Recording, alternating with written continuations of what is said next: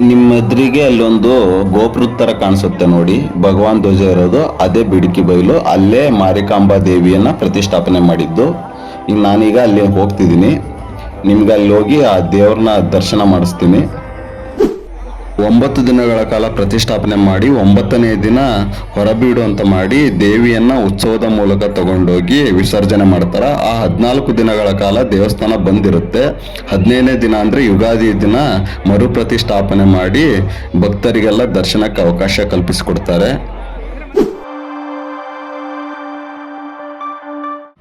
ನಮಸ್ಕಾರ, welcome back to my YouTube channel. ನಾನಿವತ್ತು ದಕ್ಷಿಣ ಭಾರತದ ಅತಿ ದೊಡ್ಡ ಜಾತ್ರೆಯಾದಂಥ ಸಿರ್ಸಿಯ ಶ್ರೀ ಮಾರಿಕಾಂಬಾ ದೇವಿ ಜಾತ್ರೆಯಲ್ಲಿದ್ದೀನಿ.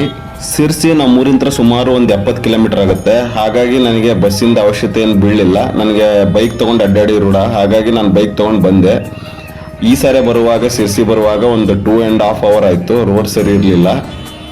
ಅಫಿಷಿಯಲಿ ನಾವೀಗ ಸಿರ್ಸಿ ಜಾತ್ರೆಗೆ ಎಂಟ್ರಿ ಆಗಿದ್ದೀವಿ. ಇದು ದೇವಿಕೆರೆ ರೋಡು.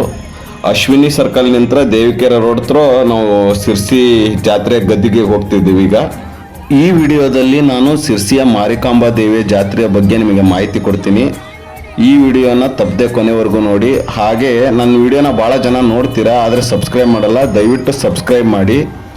ನಾನು ಮಾರಿಕಾಂಬಾ ದೇವಿಯ ದರ್ಶನ ಪಡೆಯೋಕ್ಕಿಂತ ಮುಂಚೆ ಈ ದೇವಿಕೆರೆ ಬಗ್ಗೆ ನಿಮಗೆ ಹೇಳಲೇಬೇಕು. ಈ ದೇವಿಕೆರೆಗೂ ಹಾಗೂ ಸಿರ್ಸಿಯ ಮಾರಿಕಾಂಬಾ ದೇವಿಗೂ ಅವಿನಾಭಾವ ಸಂಬಂಧ ಇದೆ. ಸಿರಸಿಯ ಮಾರಿಕಾಂಬಾ ದೇವಿ ಜಾತ್ರೆ ನಡೆಯೋಕ್ಕಿಂತ ಪೂರ್ವದಲ್ಲಿ ಹಾನಗಲ್ನಲ್ಲಿ ಮಾರಿಕಾಂಬಾ ಜಾತ್ರೆ ನಡೆಯುತ್ತಿತ್ತು. ಜಾತ್ರೆಯ ಕೊನೆ ದಿನ ದೇವಿಯ ಮೂರ್ತಿಯನ್ನು ಪೆಟ್ಟಿಗೆಯಲ್ಲಿ ಹಾಕಿ ದೇವಸ್ಥಾನದೊಳಗೆ ಇಡ್ತಾರೆ. ಅದೇ ದಿನ ರಾತ್ರಿ ಕಳ್ಳರು ದೇವಿಯನ್ನ ಇಟ್ಟಂತ ಪೆಟ್ಟಿಗೆಯಲ್ಲಿ ಬಂಗಾರ ಇದೆ ಅಂತ ತಿಳಿದು ಆ ಪೆಟ್ಟಿಗೆಯನ್ನ ಕಳು ಮಾಡ್ತಾರೆ. ಆ ಪೆಟ್ಟಿಗೆಯನ್ನ ಕಳು ಮಾಡಿಕೊಂಡು ತಗೊಂಡ್ಬಂದು ಈ ಸಿರ್ಸಿಯಲ್ಲಿರುವಂಥ ದೇವಿಕೆರೆ ಹತ್ರ ಬಂದು ಅದನ್ನ ಓಪನ್ ಮಾಡ್ತಾರೆ. ಅದನ್ನು ತೆಗೆದಾಗ ಅದರಲ್ಲಿ ಯಾವುದೇ ಬಂಗಾರ ಸಿಗೋದಿಲ್ಲ. ಅದರಲ್ಲಿರುವಂಥ ದೇವಿಯನ್ನ ನೋಡಿ ಅಲ್ಲೇ ಬಿಟ್ಟು ಹೋಗ್ತಾರೆ. ನಿಮ್ಮ ಎದುರಿ ಕಾಣಿಸ್ತಿದೆಯಲ್ಲ, ಇದೇ ದೇವಿಕೆರೆ. ಇಲ್ಲೇ ಆ ಕಳ್ಳರು ಆ ದೇವಿಯ ಮೂರ್ತಿಯನ್ನ ಬಿಟ್ಟೋಗಿರೋದು. ಸಿರಸಿಯ ಅಸಾದಿ ಕುಟುಂಬದ ಬಸಪ್ಪನವರಿಗೆ ಒಂದು ಕನಸು ಬೀಳುತ್ತೆ. ಆ ಕನಸಿನಲ್ಲಿ ಮಾರಿಕಾಂಬೆ ಬಂದು ಹೀಗೆ ನನ್ನ ದೇವಿಕೆರೆಯಲ್ಲಿ ನನ್ನ ಮೂರ್ತಿಯನ್ನ ಬಿಟ್ಟೋಗಿದ್ದಾರೆ ಕಳ್ಳರು, ಅದನ್ನ ತಗೊಂಡು ಹೋಗು ಬಂದು ಅಂತ ಹೇಳಿ ಯಾರಿಗೆ ಅಸಾದಿ ಬಸಪ್ಪನವರಿಗೆ ಮಾರಿಕಾಂಬೆ ಆಜ್ಞೆ ಇಡ್ತಾಳೆ. ಅಸಾದಿ ಬಸಪ್ಪನವರು ತಮಗೆ ಬಿದ್ದ ಕನಸನ್ನ ಊರ ಹಿರಿಯರಿಗೆ ಹೇಳ್ತಾರೆ. ಆದರೆ ಊರ ಹಿರಿಯರು ಯಾರು ನಂಬಂಗಿಲ್ಲ. ಆ ಊರ ಹಿರಿಯರನ್ನೆಲ್ಲನೂ ಕರ್ಕೊಂಡು ದೇವಿಕೆರೆಗೆ ಬರ್ತಾರೆ. ಅಲ್ಲಿ ಬಂದು ನೋಡಿದಾಗ ದೇವಿಯ ಮೂರ್ತಿ ಇರೋದು ಗೊತ್ತಾಗುತ್ತೆ. ನಂತರ ಸೊಂದ ಅರಸರ ಮಾರ್ಗದರ್ಶನದಲ್ಲಿ 1689ರಲ್ಲಿ ಮಾರಿಕಾಂಬಾ ದೇವಿಯನ್ನ ಸಿರ್ಸಿಯಲ್ಲಿ ಪ್ರತಿಷ್ಠಾಪನೆ ಮಾಡ್ತಾರೆ. ನಾನೀಗ ಸಿರ್ಸಿಯ ನಟರಾಜ್ ರೋಡ್ನಲ್ಲಿದ್ದೀನಿ. ಈ ನಟರಾಜ್ ರೋಡ್ ಹತ್ರನೇ ನಾವು ಮಾರಿಕಾಂಬಾ ಗದ್ದಿಗೆ ಹೋಗಬೇಕು. ಈ ಯಲ್ಲಾಪುರ ಕಡೆಯಿಂದ ಬರೋರೆಲ್ಲ ಭಕ್ತರಿದಾರಲ್ಲ, ಅವರೆಲ್ಲ ಅಶ್ವಿನಿ ಸರ್ಕಲ್ ಬಂದು ಅಲ್ಲಿಂದ ದೇವಿಕೆರೆ ಮೂಲಕ ಈ ಮಾರಿಕಾಂಬಾ ದೇವಿ ಪ್ರತಿಷ್ಠಾಪನೆ ಮಾಡಿ ಗದ್ದಿಗೆ ಎಲ್ಲ ಅಲ್ಲಿಗೆ ಬರ್ತಾರೆ. ಹಾಗೆಯೇ ಹಾವೇರಿ ಕಡೆಯಿಂದ ಬರೋರೆಲ್ಲ ಕೋಟಿಕೆರೆ ಕಡೆಯಿಂದ ಬರ್ತಾರೆ. ಮತ್ತು ಇನ್ನು ಬನವಾಸಿ ಕಡೆಯಿಂದ ಬರೋರೆಲ್ಲ ಮಾರಿಕಾಂಬಾ ದೇವಸ್ಥಾನದ ಮೂಲಕ ಗದ್ದಿಗೆ ಬರ್ತಾರೆ. ಈಗ ನಾನು ಆಲ್ಮೋಸ್ಟ್ ಮಾರಿಕಾಂಬಾ ದೇವಿ ಪ್ರತಿಷ್ಠಾಪನೆ ಮಾಡಿದಾರಲ್ಲ ಅಲ್ಲಿ ಗದ್ದಿಗೆ ಹತ್ರನ ಇದ್ದೀನಿ. ಈ ಜಾತ್ರೆ ನಡೆಯುತ್ತಲ್ಲ, ಈ ಜಾತ್ರೆ 9 ದಿನಗಳ ಕಾಲ ನಡೆಯುತ್ತೆ. ಸಿರ್ಸಿಯ ಮಾರಿಕಾಂಬಾ ದೇವಿ ಜಾತ್ರೆ. ಆ ಸಮಯದಲ್ಲಿ ಮಾರಿಗುಡಿಯಲ್ಲಿರುವಂಥ ಅಂದರೆ ಮಾರಿಕಾಂಬಾ ದೇವಸ್ಥಾನದಲ್ಲಿರುವಂಥ ಮಾರಿಕಾಂಬಾ ದೇವಿಯನ್ನ ಇಲ್ಲಿ ಬಿಡಿಕಿ ಬೈಲಿಗೆ ತಗೊಂಡ್ಬಂದು ಪ್ರತಿಷ್ಠಾಪನೆ ಮಾಡ್ತಾರೆ 9 ದಿನಗಳ ಕಾಲ. ಅದನ್ನ ಬಿಡಿಕಿ ಬೈಲ್ ಅಂತ ಕರೀತಾರೆ. ಈಗ ನಾನು ಬಿಡಿಕಿ ಬೈಲ್ ಹತ್ರ ಬಂದಿದ್ದೀನಿ. ಇದು ಎಕ್ಸಾಕ್ಟ್ ಆಗಿ ಬಸ್ ಸ್ಟ್ಯಾಂಡ್ ಎದುರಿಗೆ ಇದೆ ಬಿಡಿಕಿ ಬೈಲು. ನಿಮ್ಮ ಎದುರಿಗೆ ಅಲ್ಲೊಂದು ಗೋಪುರದ ಥರ ಕಾಣಿಸುತ್ತೆ ನೋಡಿ, ಭಗವಾನ್ ಧ್ವಜ ಇರೋದು ಅದೇ ಬಿಡಿಕಿ ಬೈಲು. ಅಲ್ಲೇ ಮಾರಿಕಾಂಬಾ ದೇವಿಯನ್ನ ಪ್ರತಿಷ್ಠಾಪನೆ ಮಾಡಿದ್ದು. ಈಗ ನಾನೀಗ ಅಲ್ಲಿ ಹೋಗ್ತಿದ್ದೀನಿ. ನಿಮ್ಗೆ ಅಲ್ಲಿ ಹೋಗಿ ಆ ದೇವ್ರನ್ನ ದರ್ಶನ ಮಾಡಿಸ್ತೀನಿ. ನಾನು ವೀಕೆಂಡ್ ಬಂದಿರೋದು. ಇವತ್ತು ಶನಿವಾರ, ಸಿಕ್ಕಾಪಟ್ಟೆ ರಶ್ ಇದೆ. ಈ ಬೇರೆ ಕಡೆಯಿಂದ ಅಂದರೆ ಬೆಂಗಳೂರಲ್ಲಿರೋರು ಅಥವಾ ಬೇರೆ ಊರುಗಳಲ್ಲಿರೋರೆಲ್ಲ ಇವತ್ತು ಫುಲ್ ಜಾತ್ರೆ ಬಂದಿರ್ತಾರೆ.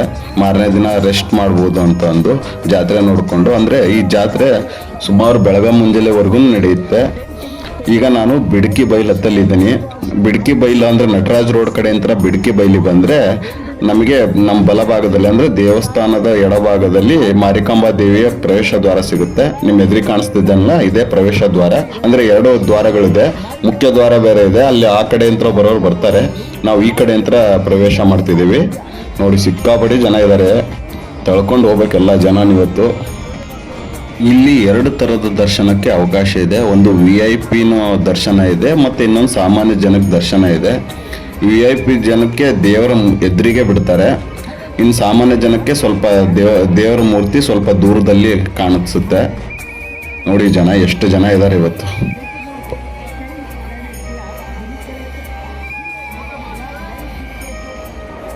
ಹಾಗೂ ಈಗ ಜನಗಳನ್ನು ತಳ್ಕೊಂಡು ನಾನೀಗ ದೇವಸ್ಥಾನ ಅಂದರೆ ಮಾರಿಕಾಂಬಾ ದೇವಿನ ಪ್ರತಿಷ್ಠಾಪನೆ ಮಾಡಿದಾರಲ್ಲ ಅದ್ರ ಎದುರಿಗೆ ಇದ್ದೀನಿ. ನಾನೀಗ ನಿಮಗೆ ಮಾರಿಕಾಂಬಾ ದೇವಿಯನ್ನು ತೋರಿಸ್ತೀನಿ, ದರ್ಶನ ಮಾಡ್ಕೊಳ್ಳಿ ಪಾವನರಾಗಿ. ನೋಡಿ ನಿಮ್ಮ ಎದುರಿ ಕಾಣಿಸ್ತಿದೆಯಲ್ಲ, ಮಲೆನಾಡಿನ ಅಧಿದೇವತೆ, ಹಾಗೆಯೇ ಭಾರತದ 51 ಶಕ್ತಿಪೀಠಗಳಲ್ಲಿ ಒಂದಾದಂಥ ಶಿರಸಿಯ ಶ್ರೀ ಮಾರಿಕಾಂಬಾ ದೇವಿ. ಹಾಗೆಯೇ ಈ ದೇವಿಯನ್ನು ಬಂಗಾಳದ ಕಾಳಿಕ, ರಾಜಸ್ಥಾನದ ಅಂಬಾಭವಾನಿಯ ಪ್ರತಿರೂಪ ಅಂತಲೂ ಹೇಳ್ತಾರೆ.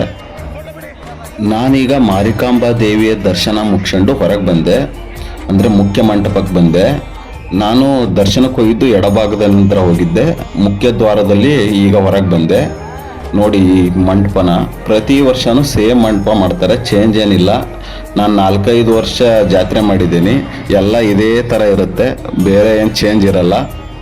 9 ದಿನಗಳ ಕಾಲ ಪ್ರತಿಷ್ಠಾಪನೆ ಮಾಡಿ 9ನೇ ದಿನ ಹೊರಬೀಡು ಅಂತ ಮಾಡಿ ದೇವಿಯನ್ನು ಉತ್ಸವದ ಮೂಲಕ ತಗೊಂಡೋಗಿ ವಿಸರ್ಜನೆ ಮಾಡ್ತಾರೆ. ಆ 14 ದಿನಗಳ ಕಾಲ ದೇವಸ್ಥಾನ ಬಂದಿರುತ್ತೆ. 15ನೇ ದಿನ ಅಂದರೆ ಯುಗಾದಿ ದಿನ ಮರುಪ್ರತಿಷ್ಠಾಪನೆ ಮಾಡಿ ಭಕ್ತರಿಗೆಲ್ಲ ದರ್ಶನಕ್ಕೆ ಅವಕಾಶ ಕಲ್ಪಿಸಿಕೊಡ್ತಾರೆ. ಮಾರಿಕಾಂಬಾ ಜಾತ್ರೆ ಶುರುವಾದ ದಿನ ಇದೇ ರಥದಲ್ಲಿ ದೇವಿಯನ್ನು ಕೂರಿಸ್ಕೊಂಡು ಅಂದರೆ ರಥೋತ್ಸವದ ಮೂಲಕ ಈ ಬಿಡಿಕೆ ಬೈಲಿ ತೊಗೊಂಬರ್ತಾರೆ. ಸುಮಾರು ದೇವಸ್ಥಾನ ಇಲ್ಲಿಂದ ಒಂದು 300 ಮೀಟರ್ ಆಗುತ್ತೆ, ಬಿಡಿಕೆ ಬೈಲಿಂದ ಮಾರಿಕಾಂಬಾ ದೇವಸ್ಥಾನಕ್ಕೆ. ಈ ಸಿರ್ಸಿ ಜಾತ್ರೆಯಲ್ಲಿ ಮೋಸ್ಟ್ ಅಟ್ರಾಕ್ಟ್ ಮಾಡೋದು ಲೈಟಿಂಗು, ಹಾಗೆ ಈ ಅಮ್ಯೂಸ್ಮೆಂಟ್ ಪಾರ್ಕು. ನಾ ಡಿಗ್ರಿ ಮಾಡುವಾಗ ಈ ದೇವಸ್ಥಾನದ ಪಕ್ಕ ಒಂದು ಹಾಕ್ಲಿಕ್ಕೆ ಅಮ್ಯೂಸ್ಮೆಂಟ್ ಪಾರ್ಕ್ ಹಾಕ್ಲಿಕ್ಕೆ ಪರ್ಮಿಷನ್ ಕೊಡೋರು, ಹಾಗೆ ಕೋಟಿಕೆರೆಯಲ್ಲಿ ಮಾಡೋರು. ಈಗ ಸುಮಾರು ಕಡೆ ಪರ್ಮಿಷನ್ ಕೊಟ್ಬಿಟ್ಟಿದ್ದಾರೆ ಜಾತ್ರೆ ಟೈಮ್ನಲ್ಲಿ. ಸಿರ್ಸಿ ಜಾತ್ರೆಯಲ್ಲಿ ಜಾಯಿಂಟ್ ವಿಲ್ಲರಿಗೆ ಭಾರಿ ಬೇಡಿಕೆ. ನಾನು ಹತ್ತಬೇಕು ಅಂತ ಪ್ಲ್ಯಾನ್ ಮಾಡಿದ್ದೀನಿ. 100 ರೂಪಾಯಿ ಟಿಕೆಟು. ಹತ್ತಿದೆ ಅಂದರೆ ಮೇಲಿನಿಂದ ಸಿರ್ಸಿ ಹೇಗೆ ಕಾಣಿಸುತ್ತೆ ಅನ್ನೋದನ್ನ ತೋರಿಸ್ತೀನಿ. ನೋಡಿ ಜಾಯಿಂಟ್ ವಿಲ್ಲರ್ ಟಾಪ್ ನಿಂತ್ರ ಸಿರ್ಸಿ ಜಾತ್ರೆ ಈಗ ಕಾಣಿಸುತ್ತೆ. ಎಷ್ಟು ಜನಗಳಿದ್ದಾರೆ ನೋಡಿ.